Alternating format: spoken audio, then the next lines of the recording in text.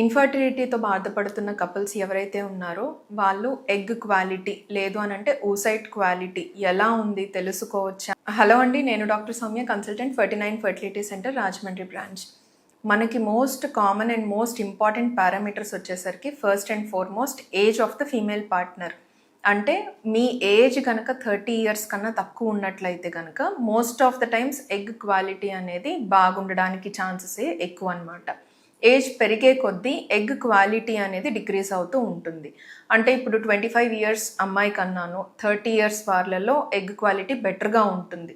Like wise again 30 to 35 వాళ్ళలో 40 years కన్నా egg quality అనేది బెటర్గా ఉంటుంది.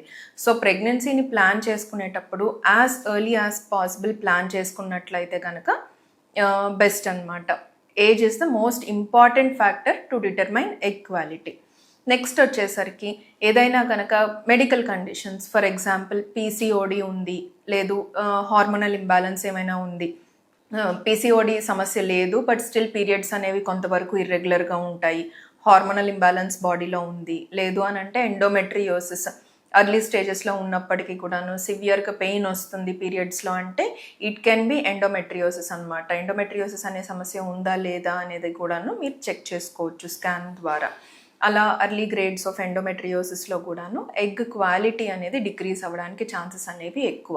పీసీఓడిలో egg count, number of follicles ఎక్కువ ఉన్నప్పటికీ కూడాను ప్రెగ్నెన్సీ ఇచ్చే oocytes అనేవి చాలా తక్కువగా ఉంటాయి. ఒకవేళ ప్రెగ్నెన్సీ వచ్చినప్పటికీ కూడాను రికరెంట్గాను ఇంప్లాంటేషన్ ఫెయిల్యూర్స్ జరగడము, లేదు అని అంటే కనుక మిస్క్యారేజెస్ అవ్వడము, లేదంటే అసలు ప్రెగ్నెన్సీనే రాకపోవడము పీసీఓడి సమస్యలో జరుగుతూ ఉంటుంది.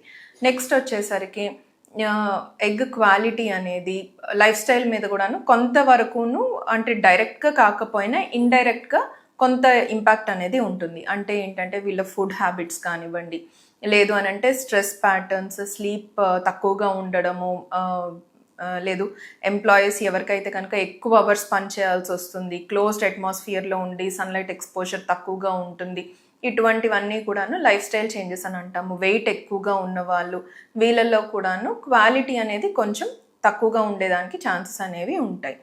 నెక్స్ట్ కమింగ్ టు ఎగ్ క్వాలిటీని మనం ఇంప్రూవ్ చేసుకోవచ్చా అని అంటే అగైన్ ఇప్పుడు పై విధంగా చెప్పిన వాటిల్లో మన చేతిలో ఉండే ఫ్యాక్టర్స్ ఏవైతే ఉన్నాయో, లైఫ్ స్టైల్ మోడిఫికేషన్స్ ఇటువంటివి మనం చేసుకోవచ్చు.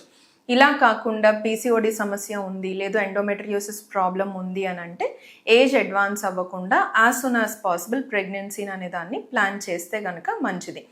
పీసీఓ వాళ్ళల్లో కూడాను వెయిట్ ఎక్కువగా ఉండేటప్పుడు వెయిట్ తగ్గడం, లేదు అని అంటే యాంటీ ఆక్సిడెంట్స్ ఏమైనా డాక్టర్స్ మీకు ప్రిస్క్రైబ్ చేస్తారు, లేదు అని అంటే ఇన్ఫర్టిలిటీతో ట్రీట్మెంట్ తీసుకునే వాళ్ళలో డిహెచ్ఏ కానీ టెస్టోస్ట్రాన్ మెడికేషన్స్ కానీ ఇటువంటివి డాక్టర్ ప్రిస్క్రైబ్ చేస్తే ఇది వాడటం వలన కూడాను మినిమం ఆఫ్ 1 to 2 months వాడితే కూడాను ఎగ్ క్వాలిటీ అనేది ఇంప్రూవ్ అవ్వడానికి ఛాన్సెస్ అనేవి ఉంటాయి. నెక్స్ట్ ఫుడ్ హ్యాబిట్స్లోకి వచ్చేసరికి ఏదైనా న్యాచురల్గా ఇంప్రూవ్ అవుతుందా ఎగ్ క్వాలిటీ అని చాలామంది పేషెంట్స్ అడుగుతూ ఉంటారు. మోస్ట్ ఆఫ్ ద టైమ్స్ ఇవన్నీ కూడాను లైక్ ప్రికాషన్స్ తీసుకుంటే కొంతవరకు సపోర్టివ్, అంతేగాని డైరెక్ట్గా ఇటువంటివన్నీ చేయటం వలన గ్రాస్గా ఇంప్రూవ్ అయిపోవడం అనేది ఉండదు.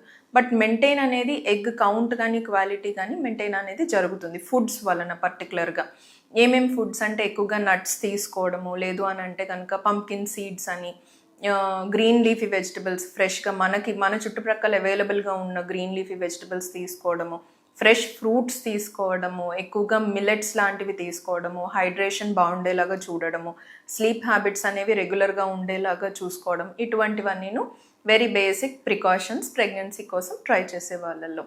Thank you.